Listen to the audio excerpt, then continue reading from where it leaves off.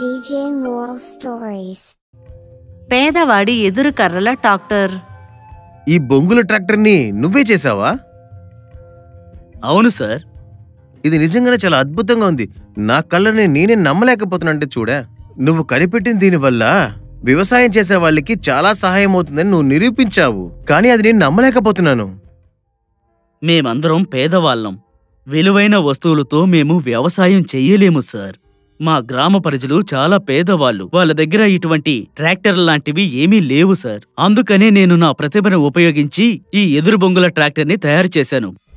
ఆ సమయంలో జరిగిన విషయం ఇది. ప్రకాష్ ఒక కంపెనీలో మెకానిక్ పని చేస్తూ ఉండేవాడు. కాని ఆ కంపెనీ పెద్ద నష్టంలో నడుస్తుంది.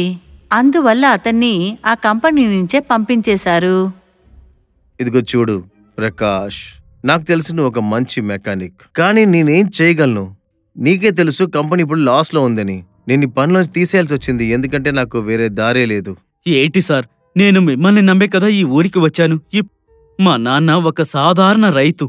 మా కుటుంబం కోసం నేనే బాగా కష్టపడి పనిచేసి సంపాదించి పెట్టాలి సార్. నా నుండి ఈ పనిని లాగేసుకుంటే నేను ఏం చెయ్యాలి మీరే చెప్పండి. ఇదిగో చూడు ప్రకాష్, నువ్వు బాధపడడం వల్ల ఏ ప్రయోజనం లేదు. నువ్వు ఒక మంచి మెకానిక్. బయటికి వెళ్తే ఖచ్చితంగా మంచి పని దొరుకుతుంది. ఇకపైన కూడా ఈ కంపెనీలో నువ్వు పని చేస్తానంటే కుదరదమ్మా. ప్రకాష్ చాలా చోట్లలో పనిని వెతుక్కున్నాడు. కాని అతనికి ఎటువంటి పని కూడా దొరకలేదు. ఆ తర్వాత కొద్ది రోజుల్లో అద్దె కట్టలేదని ఓనర్ కూడా పంపించేశాడు.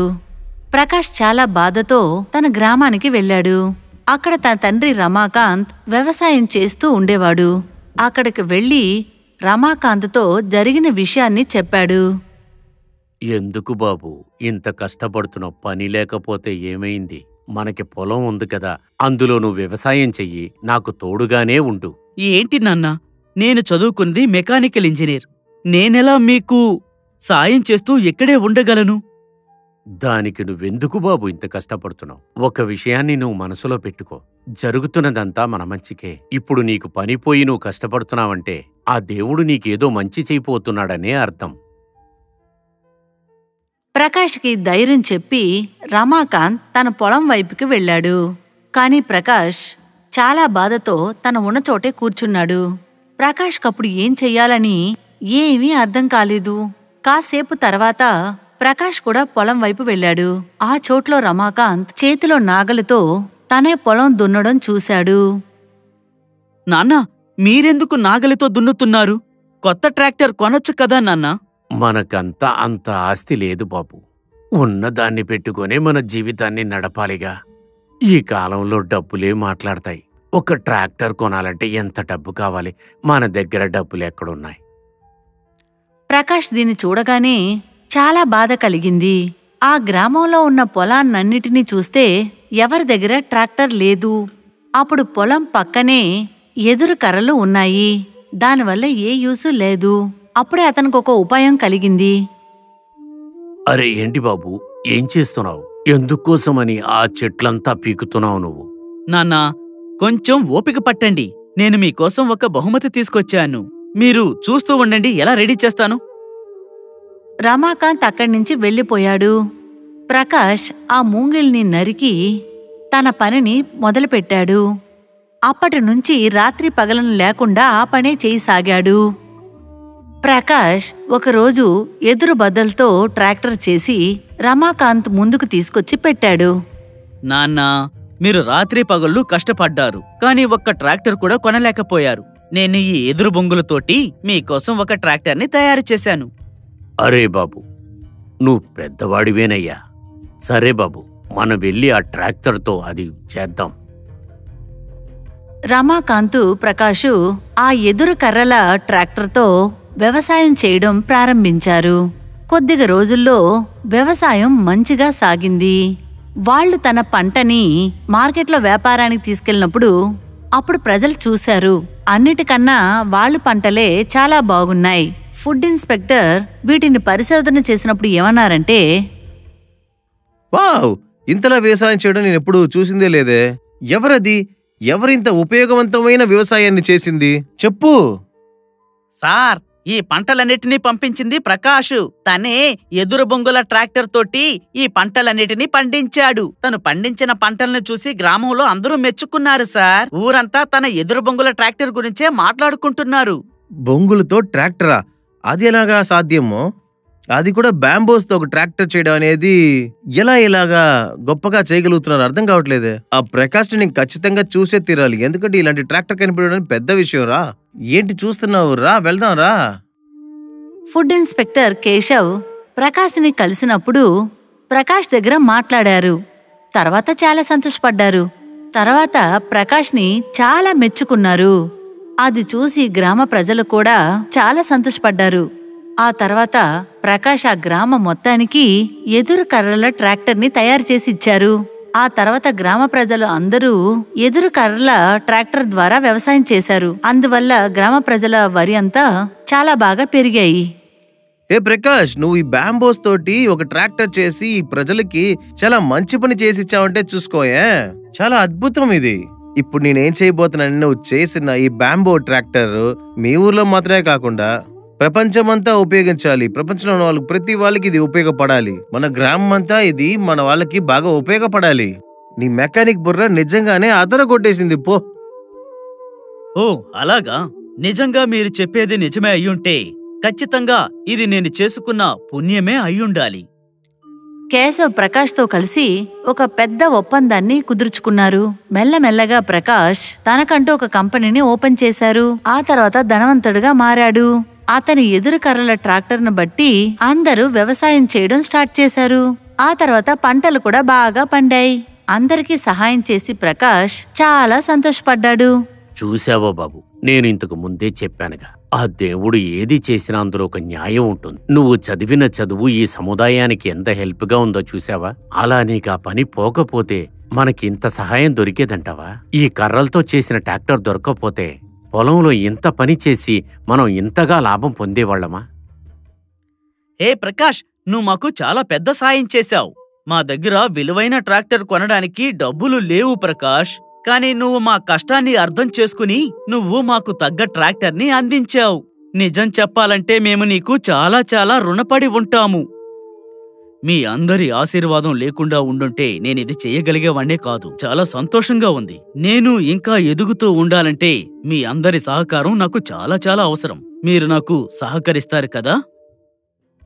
ప్రకాష్ తన చేతులెత్తి అందరికీ దండం పెట్టాడు. ఆ తర్వాత అందరూ తనను ఎంకరేజ్ చేసినట్లు తప్పట్లు కొట్టారు. ఆ తర్వాత గ్రామ నాయకుడు అందరి ముందు అతనికి మర్యాద చేశారు. ప్రకాష్ అందరి కళ్ళకి మంచిగా కనిపించాడు. ఇప్పుడు అతను ఎదురు కర్రల ట్రాక్టర్ అని పేరును పొందాడు.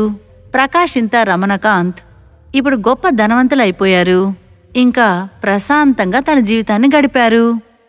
పంచాయతీ నాయకుడి కూతురు మణిక తన అమ్మా నాన్నలకి గారాబవైన కూతురు. తన నాన్నగారు తను ఇంటికి రాజకుమారి అని చెప్తూ ఉంటారు. తన అన్ని ఆశల్ని నెరవేర్చారు ఆయన.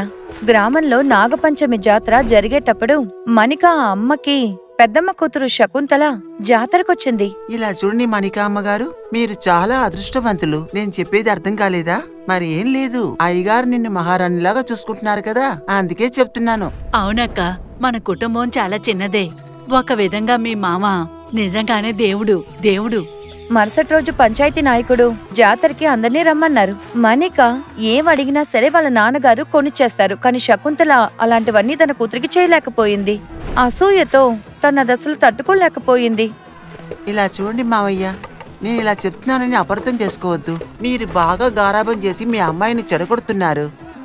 అరే శకుంతల, నాకున్నది ఒకే కూతురు కదా, నా ఆస్తంతా తనకే కదా సొంతం.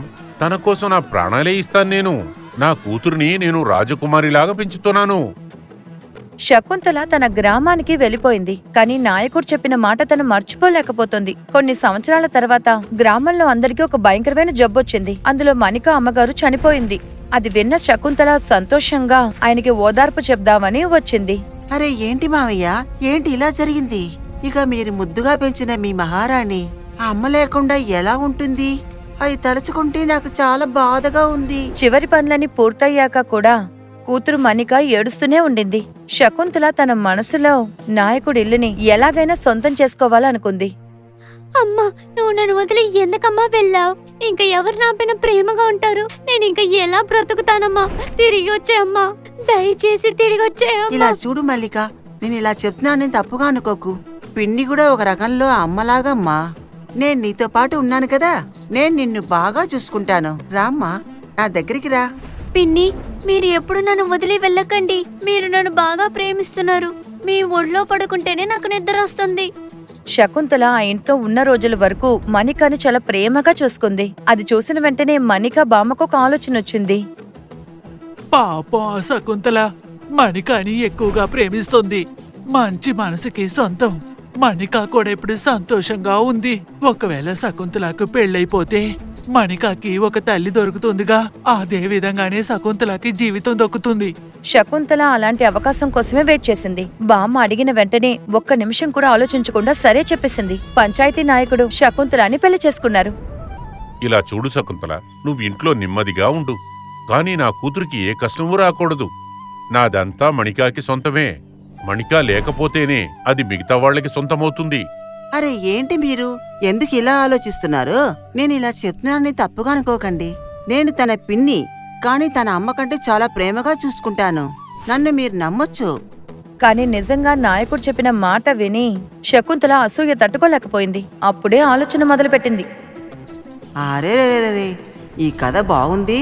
నేనిక్కడికి వచ్చింది ఈయనగారి కూతురికి సేవ చేయటానికా? నా కూతుర్ని ఇక్కడ ఒంటరిగా ఇబ్బంది పెట్టాలా? బాగుందే. ఇక నా ఆటని చూడండి. ఇక మణిక అంతు తేల్చకుండా నేను వదలను. పంచాయతీ నాయకుడు ఒక పని మీద బయటికి వెళ్ళిపోయారు. శకుంతల నిద్రపోతున్న మణికని లేపింది. రామ్మ మహారాణి, నేను చెప్తున్నానని తప్పుగా అనుకోకు. నీకు 16 ఏళ్ళయింది కదా, ఇంకా ఇలా నిద్రపోతున్నావు? అరే, బ్రేక్ఫాస్ట్ ఎవరు తయారు చేస్తారు? మీ అమ్మగారు వచ్చి చేస్తారా? లేదు పిన్ని, మీరు నా పైన కోపంగా ఉన్నారా? ఎందుకలా అంటున్నారు? ఒరే బాబోయ్, ఈ కథ ఏదో బాగుంది. ఎవరిని చూసి ఇలా అడుగుతున్నావు? నిజానికి నేను ఎవరో నీకు తెలీదు. నాకు చాలా నడుము నొప్పిగా ఉంది. త్వరగా వెళ్ళి బ్రేక్ఫాస్ట్ రెడీ చెయ్యి. మణిక బ్రేక్ఫాస్ట్ రెడీ చేసి శకుంతలకి తన కూతురికి ఇచ్చింది. తను కూడా బ్రేక్ఫాస్ట్ తిందామని కూర్చున్నప్పుడు వెంటనే శకుంతల భయంకరంగా అరిచేసింది. చూడమ్మా మహారాణి, ఏంటమ్మా నీకు కూడా ప్లేట్ తెచ్చుకున్నావు? నది ఒడ్డుకెళ్ళి బట్టలు మొత్తం ఉతుకు. ఆలస్యం అయితే ఎండ ఉండదుగా. బట్టలు మొత్తం ఉతికేసి తర్వాత వచ్చి టిఫిన్ తిందువు గాని. నువ్వేం అస్సలు రాజకుమారివి కాదు, అర్థమైందా? సరే పిన్ని, మీరు బాధపడకండి. అన్ని పనులు నేను చూసుకుంటాను. మీకు నడుం బాగా నొప్పిగా ఉందన్నారు కదా, అందువల్ల మీరు రెస్ట్ తీసుకోండి. మణిక బట్టలన్నీ తీసుకుని నది ఒడ్డుకు వెళ్ళింది. తర్వాత బట్టలు ఉతకడం ప్రారంభించింది. చాలా అలసిపోయింది. తనకి ఆకలేసింది. అప్పుడు మళ్ళీ వచ్చి చూసినప్పుడు బ్రేక్ఫాస్ట్ కి పెట్టిన ప్లేట్ ఖాళీగా ఉండింది. పిన్ని, ప్లేట్లో పెట్టిన భోజనం ఏమైంది? ఒకరోజు నువ్వు తినకపోతే చావు. నేను చెప్తున్నానని తప్పుగా అనుకోకు. వీధిలో ఒక కుక్క ఆకలితో ఉంది. దానికి నేను టిఫిన్ ఇచ్చేసాను. అలా ధర్మం చేస్తే నీకు పుణ్యం వస్తుందిలే. మన రోజు తింటూనే ఉన్నాం. ఇలా మణిక మీద పగ తీర్చుకోవడం కోసం శకుంతల ప్రతిరోజు మణికని చాలా టార్చర్ పెట్టేది. ఇంకా చెప్పాలంటే ఒకరోజు మణిక తను తిందామని చపాతీ రెడీ చేసినప్పుడు శకుంతల తన్ని లాగి పెట్టి కొట్టింది. ఏంటే అసలు నువ్వు ఏం చేసావు? నేను చెప్తున్నానని తప్పుగా అనుకోకు. ఏంటి మీ అమ్మ నిన్ను ఎందుకు పనికి రాకుండా పెంచింది? చపాతీ ఎలా చేయాలో కూడా నీకు తెలియదు కదా? తెలియకుండా చేశాను పిన్ని. ఇంకెప్పుడు ఈ తప్పు నేను మళ్ళీ చెయ్యను. ఏడుస్తూ మణిక గ్రామంలో ఉన్న తోటకి వెళ్ళింది. తర్వాత బటర్ఫ్లైని పట్టుకుని ఆడుకుంది. అప్పుడు అటువైపు ఒక కార్ వెళ్తుండింది. అందులో ఎస్పీ పంకజ్ కూర్చున్నారు. ఆయనకి చూడగానే తన్ని నచ్చిపోయింది. తర్వాత తన ఇంటికి సంబంధం మాట్లాడదామని వెళ్లారు. ఏమ్మా శకుంతల, మణిక ఎక్కడికి వెళ్ళింది? తనకి ఒక సంబంధం వచ్చింది. అల్లుడు గారు ఎస్పీ అమ్మా, ఎస్పీ. ఇక మీదట నా కూతురు రాణిలాగా బతుకుతుంది. ఆయన చెప్పిన మాట విన్న వెంటనే శకుంతలకి అసూయ ఎక్కువైపోయింది. ఎస్పీనా? అతనికి ఖచ్చితంగా నా కూతురు గుడియానిచ్చి పెళ్లి చేస్తాను. మళ్ళీ తను శకుంతల విషయంలో చాలా దారుణంగా ప్రవర్తించింది. కొన్ని రోజుల తర్వాత నాయకుడు శకుంతలను చూసి చెప్పారు, నాకేంటో ఒకటే భయంగా ఉంది. రేపు ఎస్పీ గారు పిల్లని చూడటానికి మన ఇంటికి వస్తున్నారు. నేనేదో ఊరు వెళ్లాల్సి వస్తుందే. దానివల్ల అది నువ్వే చూసుకోవాలి. నువ్వు ఎస్పీ సార్కి మంచి గౌరవం ఇచ్చి చూడు, ఓకేనా? మణికాని చూపించు, మిగతాది నేను మాట్లాడుకుంటాను వచ్చి. శకుంతల మనసులో అనుకున్న ప్లాన్ ని ఇప్పుడు అమలయ్యింది. తను చాలా సంతోషంగా చెప్పింది, నేను చెప్తున్నానని మీరు తప్పుగా అనుకోకండి. అరే, ఇది మీరు నాకు చెప్పాలా ఏంటి? నేను ఇక్కడ ఉన్నప్పుడు అనవసరంగా మీరెందుకు బాధపడుతున్నారు? నాకు చేతనైనంత వరకు నేను ప్రయత్నిస్తాను. మీ ముద్దుల కూతురు సంబంధాన్ని ఖచ్చితంగా నేను గాయం చేస్తాను. మీరు కంగారు పడకుండా వెళ్ళిరండి. భార్య చెప్పిన మాట విని ఆయన గంగాపూర్కి బయలుదేరి వెళ్లారు. శకుంతల మణికాని చూసి చెప్పింది, నేను ఇలా చెప్తున్నానని తప్పుగా అనుకోకు. నేను నీకు కొన్ని బట్టలు నగరం నుంచి తెప్పించాను. అవి వేసుకొని ఇంటికి రా. ఎందుకు పిన్ని అలా అంటున్నారు? అరే పిచ్చిదానా, ఈ పిన్ని ఏంటి ఇలా చెప్తుందే అని తప్పుగా అనుకోకు. ఎస్పీ గారు సిటీకి చెందినవారు కదా. మణిక చాలా అమాయకురాలుగా ఉండింది. శకుంతల ఏం ఆలోచిస్తుందో తను అర్థం చేసుకోలేకపోయింది. తను మెల్లగా వెనక నుంచి శివుడి గుడి వైపు వెళ్ళింది. భగవంతుడి ముందు మొక్కుతూ నించుని చెప్పుకుంది, భగవంతుడా, చాలా సంతోషం భగవంతుడా. నాకు ఒక మంచి అమ్మనిచ్చారు. ఆవిడ నన్ను బాగా జాగ్రత్తగా చూసుకుంటున్నారు. ఆవిడ నా కోసం సిటీలోంచి డ్రెస్సులు కూడా తీసుకొచ్చారు. ఈ విధంగా నా కన్న తల్లి మాత్రమే చేయగలరు. ఎస్పీ సార్ బండి నాయకుడి ఇంటి ముందు వచ్చి ఆగింది. శకుంతల ఎస్పీ సార్ని చాలా మర్యాదలు చూపించి కూర్చోపెట్టింది. ఇక్కడ చూడండమ్మా, నాకు చాలా టైం ఏం లేదు. సాయంకాలం లోపల నేను అసలు సిటీకి తిరిగి వెళ్ళాలి. నేను అసలు ఒకసారి మణికాన్ని చూసి మాట్లాడితే బాగుంటుంది.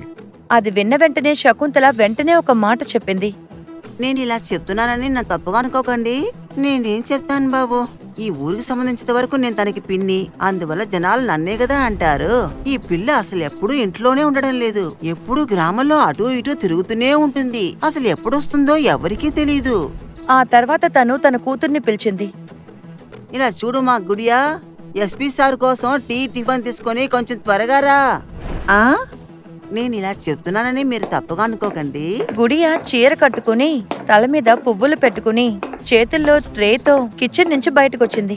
అదే సమయంలో మణిక కూడా బయట నుంచి లోపలికొచ్చింది. పిన్ని, నేను వచ్చేసాను. హై హీల్స్ శాండిల్స్ వేసుకోవడం అలవాటు లేదు కాబట్టి తను ఎలాగో కష్టపడి ఇంటికొచ్చి చేరుకుంది. తన చిన్న స్కర్ట్ వల్ల తన కాళ్ళని కప్పడానికి ప్రయత్నించినప్పుడు తన స్కర్ట్ ని మళ్ళీ కిందకి లాక్కుంది. తనకి కంట్రోల్ మిస్ అయ్యి కింద పడేటప్పుడు ఎస్పీ సార్ తన్ని పట్టుకున్నారు. తర్వాత నవ్వుకుంటూ చెప్పారు, ఏమమ్మా ఇది, నువ్వు ఇప్పుడు పెద్ద మనిషి అయ్యావు కదా, నువ్వు ఎందుకు ఇలాంటి డ్రెస్ అంతా వేసుకుని ఉన్నావు? బాబు, నేను చెప్తున్నానని మీరు తప్పుగా అనుకోకండి. గ్రామంలో ఇలాంటి డ్రెస్సులు వేసుకోకూడదని ఎన్నోసార్లు తనతో చెప్పాను. తను అసలు నా మాట వినదు. ఏమీ తెలియని మణికాకి తన పిన్ని చేస్తున్న పనులన్నీ అస్సలు అర్థం కాలేదు. పిన్ని, ఇవాళ పని మనిషి సూకి రాలేదా? పాపం గుడియా టీ వేసి తీసుకొచ్చింది. నాన్న రాని, నేను అందరి మీద కంప్లైంట్ చేస్తాను. అరే, అంతలో తొందరపడి ఇలా మాట్లాడుతున్నావు? సిగ్గులేందానా, అనవసరంగా మాట్లాడకు. వచ్చేసింది నాన్నగారి దగ్గర కంప్లైంట్ చేయడానికి. రోజు గుడియానే కదా టీ వేస్తోంది. నువ్వు 12 గంటల దాకా పడుకోనే ఉంటావు. పెద్ద నీతులు వాగుతున్నావు. మణికాకి అప్పుడు కూడా విషయం అసలు అర్థం కాలేదు. తను చాలా ఆశ్చర్యంగా శకుంతలను చూసి అలా నించుంది. అరే, నేను ఇలా చెప్తున్నానని తప్పుగా అనుకోకు. నిన్నెవరైనా పెళ్లి చేసుకున్నారంటే అతను దురదృష్టవంతుడే అయింటాడు. నా కూతురు గుడియాని ఎవరు పెళ్లి చేసుకుంటారో వాళ్ళకి అదృష్టం గొప్పగా లభిస్తుంది. ఆ తర్వాత ఎస్పీ ఉదయ్ సింగ్ దగ్గర చెప్పారు, ఇలా చూడండి బాబు, నేను ఇలా చెప్తున్నానని తప్పుగా అనుకోకండి. మీకు ఇంకా దురదృష్టవంతురాలే కావాలంటే అంతా మీ తలరాత. ఎస్పీ పంకజ్ తన నిర్ణయాన్ని త్వరగా చెప్తానని చెప్పి అక్కడి నుంచి బయలుదేరారు. ఆయన అక్కడి నుంచి వెళ్లిన తర్వాత శకుంతల మణికాని నోటికొచ్చినట్టు తిట్టింది. ఏంటి, నువ్వు ఇంకా ఇక్కడే నిల్చొని వేడుకు చూస్తున్నావు? టిఫిన్ చేయాల్సిన పాత్రలు తీసుకెళ్లి కడుగు. రాత్రికి టిఫిన్ చేయాలి. వచ్చిందిలే గొప్ప రాజకుమారి. రాత్రి పంచాయతీ నాయకుడు ఇంటికొచ్చాక ఆయన ఎస్పీ పంకజ్ సింగ్ కి కాల్ చేశారు. వెంటనే ఎస్పీ ఉదయ్ సింగ్ చెప్పారు, మీ కూతురు మణికాని నాకు చాలా నచ్చింది. నేను తన్ని పెళ్లి చేసుకోవాలని ఆశపడుతున్నాను. వచ్చే వారం నేను ఏర్పాట్లతో చేసి అక్కడ వచ్చేస్తాను. మీ కూతుర్ని నేను పెళ్లి చేసుకుంటాను. పంచాయతీ నాయకుడు ఈ సమాచారాన్ని శకుంతలతో చెప్పారు. ఇలా చెప్తున్నానని మీరు తప్పుగా అనుకోకండి. వాళ్ళు గుడియా గురించి చెప్పుంటారు. అరే, ఏం చెప్తున్నావమ్మా? అలా అంటే గుడియాని తనకు పెళ్లి చేద్దాం అనుకున్నావా? నిజం చెప్పు, ఏం చెత్త పని చేశావు? శకుంతల తను చేసిన తప్పుని ఒప్పుకుంది. నువ్వు ఎక్కువగా ఆశపడి ఇలా నడుచుకున్నావేంటి శకుంతల? నీకు ఒక విషయం తెలుసా? మణిక మొత్తం ఆస్తిని 2 భాగాలుగా అది విడదీయమనింది. అందులో ఒక భాగాన్ని నీ కూతురికి పెట్టమనింది. ఆ పని మీదే నేను వెళ్ళాను ఊరికి. శకుంతల తను చేసిన చెండాలపు పనులన్నీ తలుచుకుని చాలా బాధపడింది. తర్వాత తను మణిక దగ్గర అలాగే తన భర్త దగ్గర కూడా క్షమాపణ అడిగింది. ఎస్పీ సార్కి మణికాకి చాలా అద్భుతంగా పెళ్లి జరిగింది. శకుంతల చేసిన చెడు పనులన్నీ వృధా అయిపోయాయి.